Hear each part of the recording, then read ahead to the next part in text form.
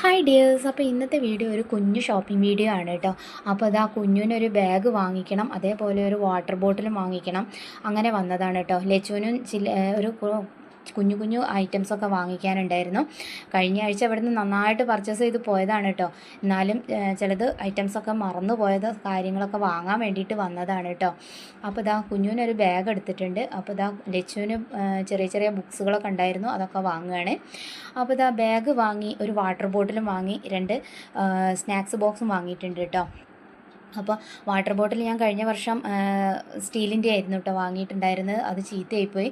അപ്പോൾ അത് കളറിനൊരു ഇതില്ലയെന്ന് തോന്നിയിട്ടായിരിക്കാം അവളിപ്പോൾ ഈ പ്രാവശ്യം ഫൈബറിൻ്റെ ടൈപ്പ് ഉള്ളതാണ് കേട്ടോ വാങ്ങിച്ചത്.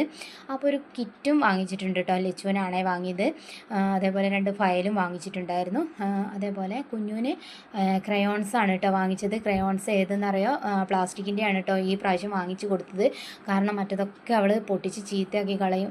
അത് മാത്രമല്ല വീട്ടിൽ കൊണ്ടുവന്ന് ഇങ്ങനെ നാശാക്കി നിലത്തൊക്കെ ഇട്ടിങ്ങോട്ട് പൊട്ടിച്ച് നാശാക്കി കളയും. അപ്പോൾ മിസ് ആദ്യമേ പറഞ്ഞിട്ടുണ്ടായിരുന്നു കേട്ടോ പ്ലാസ്റ്റിക്കിൻ്റെ കൊടുത്ത് വിട്ടാൽ മതിയെന്ന്.